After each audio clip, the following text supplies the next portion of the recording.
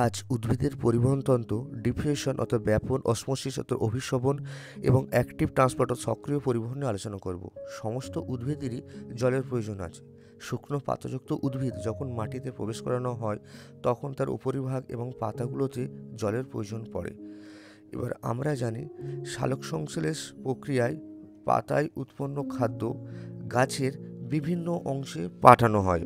সেটা কাণ্ড হতে পারে, শাখা প্রশাখা হতে পারে, শিকড় হতে পারে, ফুল ফল প্রভৃতি অংশে এই পাতায় উৎপন্ন খাদ্যকে পৌঁছে যেতে হয়।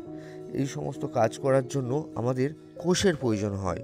এই একই রকম প্রাণীদের ক্ষেত্রেও হয়ে থাকে যে খাদ্যের ক্ষুদ্র অংশ অন্ত্র দ্বারা যেটি শোষিত হয় এবং সেগুলো শরীরের বিভিন্ন অংশে ধীরে ধীরে পৌঁছে যায় এবং অক্সিজেন শোষিত হয় ফুসফুস দ্বারা, যেটি শরীরের সমস্ত কোষে পরিবহন হয়ে চলে যায়।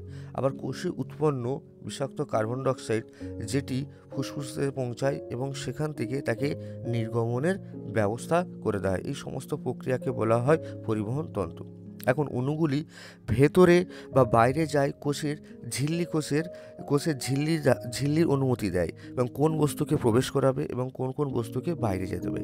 অণুগুলির এই চলাফেরাকে 3 রকম ভাগে ভাগ করা হয়েছে। একটি ডিফিউশন অর্থাৎ ব্যাপন, অসমোসিস অভিশবন এবং অ্যাক্টিভ ট্রান্সপোর্ট এবং সক্রিয় চলন। এখন এবার আমরা ব্যাপন বা ডিফিউশন নিয়ে আলোচনা করব। অণু বা কণার চলন যখন উচ্চ ঘনত্ব হইতে নিম্ন ঘনত্বের দিকে যায়, যেমন লাংস বা ফুসফুসে উচ্চ ঘনত্বের অক্সিজেন সমৃদ্ধ গ্যাস থাকে, যেটি রক্তের ক্যাপিলারিজতে যায় এবং কারণ এখানে অক্সিজেনের ঘনত্ব কম আছে তাই লাংস থেকে ক্যাপিলারিজতে অক্সিজেনের সরবরাহ হয়ে থাকে।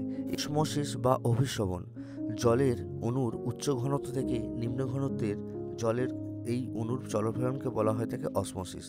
এটি পৃথক থাকে সেমিপ্যারাবেল মেমব্রেন পর্দা দ্বারা।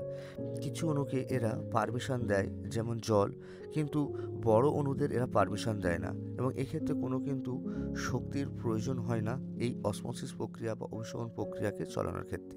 এবার আসে অ্যাক্টিভ ট্রান্সপোর্ট বা সক্রিয় চলন। এটি উল্টো নিয়মে ঘটে থাকে। নিম্ন ঘনত্ব থেকে উচ্চ ঘনত্বের দিকে অণু বা কণার চলন হয়ে থাকে এবং এক্ষেত্রে কিন্তু বাহ্যিক শক্তির প্রয়োজন হয়। অর্থাৎ এই অ্যাক্টিভ ট্রান্সপোর্ট হচ্ছে গিয়ে অসমোসিস এবং ডিফিউশনের বিপরীত, অর্থাৎ ব্যাপন অভিশবনের বিপরীত।